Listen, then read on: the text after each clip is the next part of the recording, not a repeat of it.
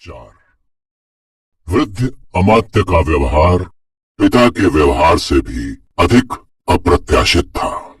अमात्य के चेहरे पर चिंता की एक भी रेखा नहीं थी। उनका व्यवहार सर्वथा सहज और सामान्य था, जैसे या तो चक्रवर्ती किसी परेशानी में न हो या फिर उनकी परेशानी से अमात्य का किसी प्रकार का कोई संबंध न हो। अमात्य ने देवव्रत को सम्मानोचित आसन देकर साहस पूछा, युवराज ने कैसे कष्ट किया? देवव्रत क्षण भर के लिए कुछ कह नहीं सके।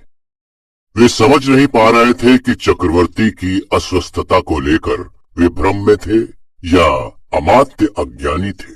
चक्रवर्ती स्वस्थ नहीं है? अंत में देवव्रत ने धीरे से कहा, मुझे मालूम है युवराज। तो फिर उनके उपचार की व्यवस्था क्यों नहीं की गई? कौन करता युवराज? क्यों आप करते? उपचार मेरे वश का नहीं है। राजवैद्य के वश का तो है, उनके वश का भी नहीं है। देवव्रत रुक गए। यदि पिता ने सच ही कहा है कि उन्हें वंश रक्षा की चिंता है, तो सचमुच ये रोग राजवैद्य के वश का नहीं है। ऐसी स्थिति में पर मंत्री को राजा की चिंता की गंभीरता का तो पता होना ही चाहिए। तो किसके वश का है अमात्य? मंत्री का हाथ सहसा लुप्त हो गया, जैसे वो कोई बहुत कठोर बात कहने जा रहे हो। अब तो सब कुछ आप ही के हाथ में है युवराज। और धीरे से उन्होंने हाथ जोड़ा। और सच पूछा जाए तो शायद आपके हाथ में भी नहीं है। देवव्रत किंग कर्तव्य विमूढ़ से खड़े रह गए। उनके हाथ में क्या था? आखिर मंत्री क्या कहना चाहते हैं? पुनः मंत्री ही बोले, युवराज, महाराज काम ज्वर से पीड़ित है, इसीलिए राजवैद्य उनकी कोई सहायता नहीं कर सकते। देवव्रत के मन में जैसे बहुत कुछ उलझ गया और साथ ही बहुत कुछ सुलझ भी गया। तो इसलिए इतने वर्षों के पश्चात अचानक पिता को याद आया कि देवव्रत उनका एकमात्र पुत्र है। इस लंबी अवधि में पिता न तो काम से विरक्त हुए थे, न उसका शमन कर पाए थे। उन्हें केवल कोई उपयुक्त पात्र नहीं मिला था। मां को देखकर भी पिता की यही अवस्था हुई होगी। तभी तो उन्होंने उनका परिचय तक पाने की आवश्यकता नहीं समझी और उनकी प्रत्येक शर्त स्वीकार की। पिता को जब कामजोर होता है तो उसके ताप से सबसे पहले उनके विवेक को पक्षाघात हो जाता है। कौन है वो स्त्री जिसने पिता की धमनियों में इतने वर्षों से सोए ज्वार को फिर से जगा दिया है? पर पिताजी ने इस विषय में तो मुझसे कुछ नहीं कहा। वयस्क पुत्र के सम्मुख अपने नए विवाह की इच्छा कौन पिता प्रकट कर सकता है राजकुमार? मंत्री का स्वर अब भी गंभीर था। यही तो चक्रवर्ती का द्वंद्व है। क्या वे इस कन्या के बिना जी नहीं सकेंगे और उससे विवाह वे कर नहीं पाएंगे? विवाह क्यों नहीं कर पाएंगे? देवव्रत सहज भाव से कह गए। क्या केवल इसलिए कि उनका एक वयस्क पुत्र भी है? पहले भी तो प्रौढ़ राजाओं ने नए विवाह किए हैं। मंत्री बोले, पर उसके लिए किसी न किसी को मूल्य भी चुकाना पड़ा है। ययाति ने फिर से युवावस्था की कामना की थी तो पुरु को वृद्धावस्था अंगीकार करनी पड़ी थी। देवव्रत ने ध्यान से मंत्री को देखा। वे मंत्री के चेहरे से वो सब कुछ पढ़ लेने का प्रयत्न कर रहे थे जो मंत्री की वाणी ने नहीं कहा था।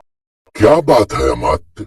युवराज, मंत्री बोले, यमुना के तट पर दासराज नामक केवट प्रमुख का स्थान है। उसकी पुत्री अत्यंत रूपवती है। चक्रवर्ती ने पुत्री को देखते ही उसके पिता के सम्मुख पाणी ग्रहण का प्रस्ताव रखा था, किंतु दासराज की शर्त को सुनकर चुपचाप लौट आए। ऐसी क्या शर्त है अमात्य? ऐसे अवसरों पर एक ही शर्त होती है युवराज।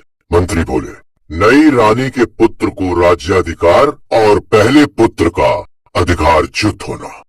इसलिए मैंने कहा था युवराज कि अब सब कुछ आपके वश में है।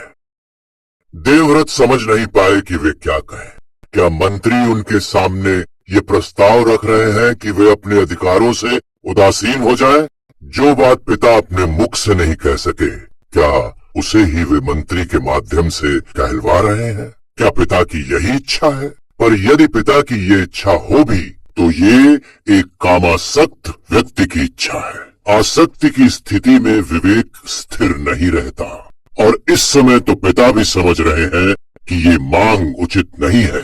वे जानते हैं कि ये उचित नहीं है, इसलिए देवव्रत से कुछ नहीं कह सके, पर उनकी इच्छा है कि ये अनुचित भी किसी प्रकार संभव हो जाए। तभी तो उन्होंने दूसरे पुत्र की इच्छा व्यक्त की थी। तभी तो मंत्री ने उनके सामने प्रकारांतर से ये प्रस्ताव रखा। देवव्रत के मन में जैसे घृणा का उत्स फूट आया। ये है पिता का रूप, वात्सल्य मूर्ति जनक पिता। कामासक्ति का वेग इतना अबुझ और प्रहारक है कि पिता पुत्र से इस प्रकार झूठ बोलता है। पिता ये नहीं कह सके कि अपनी पहली पत्नी से अलग होकर संयम का जो काम रहित जीवन उन्होंने बिताया, वो मात्र एक प्रतिक्रिया थी। पुरुष की समस्त आसक्ति नारी में है, और जिस दिन वो नारी उसे छोड़ जाती है, उस दिन ये सारी सृष्टि उसके लिए माया का प्रपंच हो जाती है। और जिस दिन फिर कोई नारी उसके सम्मुख आ खड़ी होती है, उस दिन फिर से सृष्टि मोही रूप धारण करके हंसने लगती है। पिता ने अपने पिछले अनुभव से कुछ नहीं सीखा। उन्होंने नहीं देखा कि आकर्षण प्रेम नहीं है, ये विवेक की हत्या है, ये मोहासक्ति का जाल है। माँ ने भी इसी आसक्ति के मूल्य के रूप में पिता को अपनी इच्छा का दास बनाया था। माँ के जाने के बाद पिता ने ये नहीं सोचा कि उन्हें दासता से मुक्ति मिल गई है। वे पुनः नई स्वामिनी की खोज में निकल पड़े। अब उन्हें मिली है दासराज की कन्या, जो अपने मूल्य के रूप में पिता से उनकी अगली पीढ़ी की भी दास्तां मांग रही है। ययाति ने पुरु से उसका यौवन मांगा था तो स्पष्ट कहा था कि अभी यौवन के भोगों से उनकी तृप्ति नहीं हुई है, इसीलिए यदि पुरु उन्हें अपना यौवन दे दे तो वे उसे अपना राज्य दे देंगे। वे उनसे उनका पैतृक अधिकार छीनना चाहते हैं, वो भी पुत्र प्रेम के नाम पर। वे क्या करें ऐसे पिता के लिए? लौटते हुए देवव्रत का मस्तक द्वंद्वों के मारे झंझना रहा था। किस दुविधा में झोंक दिया पिता तुमने? देवव्रत भी जैसे एक देवव्रत न रहकर अनेक हो गए हैं। एक मन कुछ कहता है, दूसरा कुछ और। पिता कामासक्त हो रहे हैं तो हो, विवाह करना चाहते हैं तो करें, राज्य किसी और को देना चाहते हैं तो दें। देवव्रत को कोई आपत्ति नहीं है। देवव्रत किसी इच्छा के मार्ग में विघ्न स्वरूप नहीं आना चाहते। देवव्रत को किसी का राज्य नहीं चाहिए, पर अधिकार की बात देवव्रत के मन में अधिक खटकती है। पौरव वंश का ये राज्य देवव्रत का अधिकार है। वे इसके न्याय सिद्ध युवराज है। प्रजा उन्हें चाहती है। यदि देवव्रत से उनकी कोई निजी वस्तु मांगी जाती तो दान करने में उन्हें रंच मात्र भी कष्ट नहीं होता। किसी दीनहीन की आवश्यकता की पूर्ति के लिए त्याग करने में कोई बुराई नहीं है, किंतु किसी अनुचित असामायिक इच्छा के लिए अपना न्यायोचित अधिकार छोड़ना धर्म संगत है क्या? जब मां ने एक एक कर 7 पुत्रों को जीवन मुक्ति दी थी, तो पिता अपनी कामासक्ति के कारण अपने और अपनी संतानों के अधिकार के विषय में कुछ नहीं कर सके थे। आज फिर वे अपनी उसी कामासक्ति के कारण देवव्रत के धर्म संगत न्यायोचित अधिकार की बात नहीं सोच पा रहे हैं। ठीक है कि उन्होंने देवव्रत को अपना अधिकार त्यागने के लिए नहीं कहा है। वे चाहे तो उन्हें पदच्युत भी कर सकते हैं, वो भी उन्होंने नहीं किया है। किंतु अपने पलंग पर औधे मुंह लेटे, हाथ पैर पटक पटक कर अपनी पीड़ा का प्रदर्शन करते हुए, क्या वे अपने पुत्र को अप्रत्यक्ष रूप से बाध्य नहीं कर रहे कि वो अपना शासनाधिकार त्याग दे? आज यदि देवव्रत अपना अधिकार नहीं छोड़ते तो आने वाली प्रत्येक पीढ़ी उन्हें पितृद्रोही के रूप में धिक्कारेगी कि वे अपने पिता के सुख के लिए राज सुख नहीं त्याग सके। राज सुख देवव्रत का मन इस शब्द पर अटक गया। क्या होता है राजसुख? पिता चक्रवर्ती सम्राट है। राज्य में उनकी इच्छा के विरुद्ध कोई एक तिनका नहीं तोड़ सकता। पर क्या वे सुखी हैं? चक्रवर्ती सम्राट एक सामान्य युवती का अनुग्रह पाने के लिए हाथ पैर पटक रहा है। कहाँ है राजसुख? यदि राज्य से ही कोई सुखी हुआ होता, और जिस सुख के लिए आज वे इतने आतुर हो रहे हैं, वो भी कोई सुख है क्या? ऐसा ही सुख पाने के लिए पिता पहले भी तड़पे होंगे, पर कोई सुख मिला? पिछले अनेक वर्षों से उस सुख से वंचित होकर तड़पते हुए तो उन्हें देवव्रत दिख रहे हैं। कैसी बुद्धि पाई है मनुष्य ने? देवव्रत की आंखों के सामने प्रातःकाल का दृश्य घूम गया। गौशाला में उनकी सबसे प्रिय गाय कपिला, एकदम निष्कलंक रंग, जैसे दूध की ही बनी हुई हो। इसी से देवव्रत ने उसका नाम कपिला रख छोड़ा है। बछड़ा भी उसका वैसा ही हुआ है, जैसे कपिला का बछड़ा न हो, कपास का गोलक हो। देवव्रत ने उसका नामकरण किया है धवल। उनका ग्वाला सूरज उसे धौला कहता है। सुबह दूध दूहने के लिए जब सूरज धवल की रस्सी खोलने लगता है, तो मां के पास जाने की उतावली में धवल भयंकर उछल कूद मचाता है। इतनी उछल कूद कि कभी कभी सूरज के लिए रस्सी खोलना असंभव हो जाता है। उसे खींचतान में निमिष मात्र के काम में कई पल लग जाते हैं, और देवव्रत के मन में हर बार आता है, कैसा नासमझ है धवल।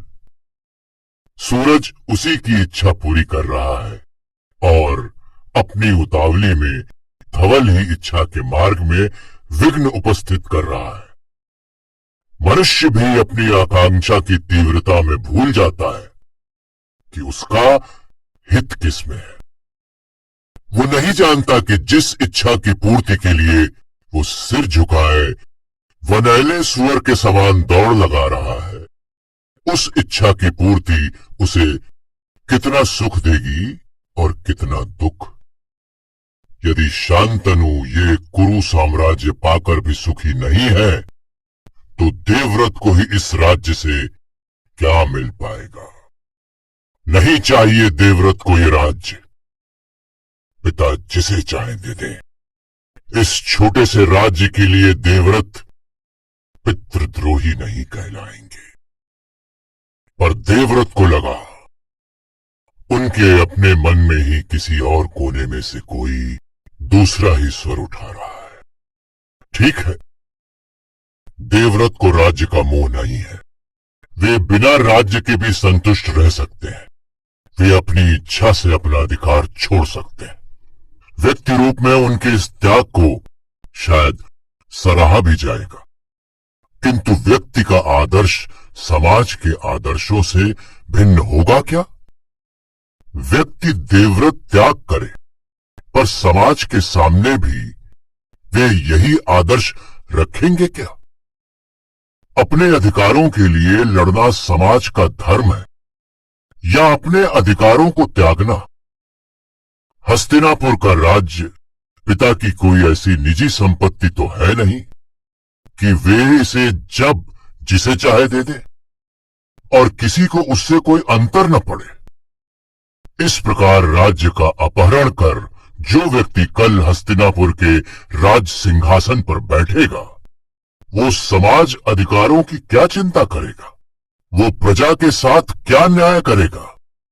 और सबसे बड़ा प्रश्न तो ये है कि देवव्रत का क्षात्र धर्म क्या कहता है? यदि कोई उनके राज्य का अपहरण करना चाहे, तो वे अपना अधिकार छोड़ देंगे क्या? इस प्रकार कहीं समाज, देश और राष्ट्र चलते हैं। सन्यासियों की त्याग वृत्ति इस सृष्टि के क्रम को चलाए नहीं रख सकती। क्षात्र धर्म तो समाज के पालन में है, अन्याय के प्रतिकार में है। अपहरणकर्ता का विरोध करने में। पर यहां कौन अपहरण कर रहा है? अपहरण ही तो है। सेना लेकर आक्रमण न किया, एक वचन की आड़ में उनका राज्य छीन लिया, ये शत्रुता ही तो है। देवव्रत को लगा उनके मन में उस अज्ञात युवती और उसके पिता दासराज के विरुद्ध आक्रोश संचित हो रहा है। वे अनजाने ही उन्हें अपना शत्रु मानने लगे, पर तुरंत ही वो सावधान हो गए। वे उस युवती को नहीं जानते, न वो युवती उन्हें जानती है। फिर उसके विरुद्ध मन में प्रतिहिंसा का भाव पालने का क्या अर्थ? सावधान देवव्रत। जो अपने मन में होता है वही सारे संसार में भासित होने लगता है। यदि वे अपने मन में प्रतिहिंसा पालेंगे तो उन्हें सब ओर अपने विरुद्ध हिंसा ही होती दिखाई देगी। उस युवती का उनसे क्या विरोध? वो तो चक्रवर्ती से एक अनुचित मांग की पूर्ति का मूल्य मांग रही है।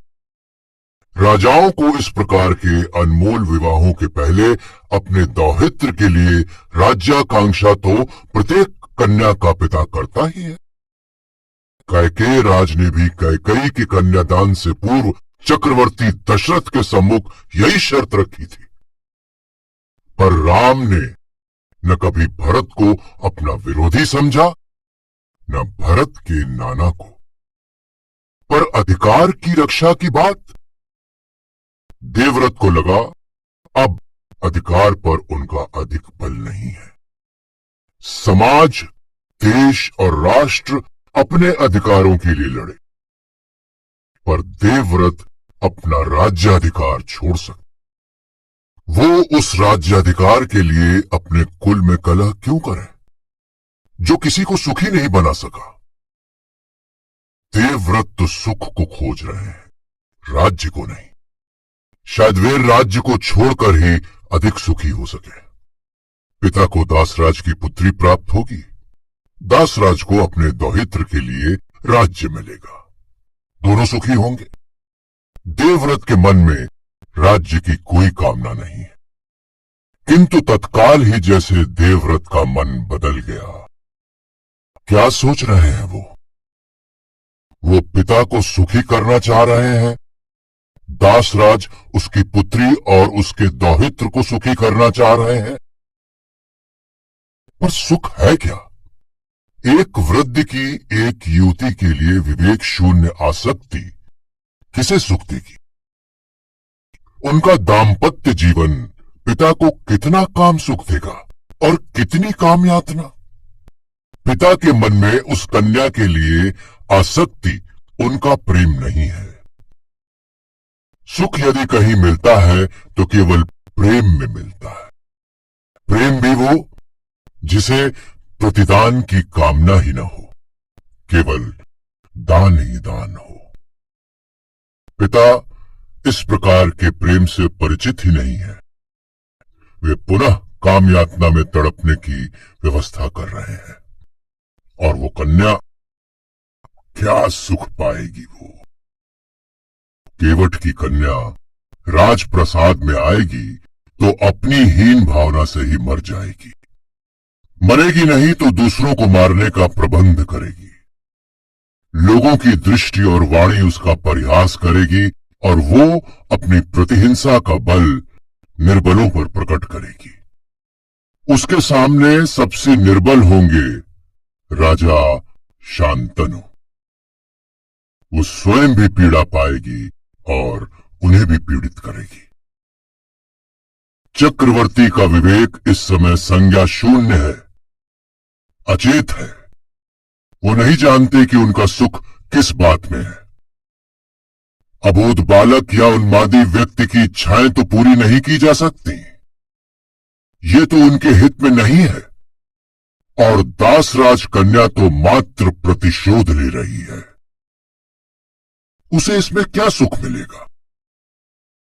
यदि देवव्रत सचमुच अपने पिता को सुखी देखना चाहते हैं तो उन्हें पिता को इस कन्या के मोहजाल से मुक्त कराना होगा।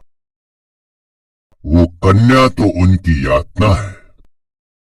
बालक अग्नि को पकड़ना चाहे तो उसकी इच्छा पूरी नहीं होने देनी चाहिए। और इस समय देवव्रत ही पिता को इस भावी आपत्ति से मुक्त रख सकते हैं। वे चाहें तो अपना राज्याधिकार त्यागना अस्वीकार कर दें। पिता न उस कन्या को पा सकेंगे न काम यातना भोगेंगे। किंतु तभी उनके मन में एक भयंकर काली मूर्ति ठठाकर हंस पड़ी। कौन है तू? देवव्रत ने पूछा। मुझे नहीं पहचाना? काली मूर्ति हंसी। मैं तेरे मन का कलुष हूं। बहुत चतुर समझता है तू अपने आप को। समझता है कि कुतर्कों और अतर्कों से तू पिता को पराजित कर देगा और जीवन का सुख भोग करेगा। राज्याधिकार तू नहीं छोड़ेगा और वंश वृद्धि के नाम पर अपना विवाह करेगा। स्पष्ट क्यों स्वीकार नहीं करता कि तुझे राज्य भी चाहिए और स्त्री सुख भी? हे भगवान! देवव्रत ने अपना सिर पकड़ लिया। मैं क्या सोच रहा हूं? उन्होंने अपना सिर उठाकर आकाश की ओर देखा। क्या इच्छा है तेरी?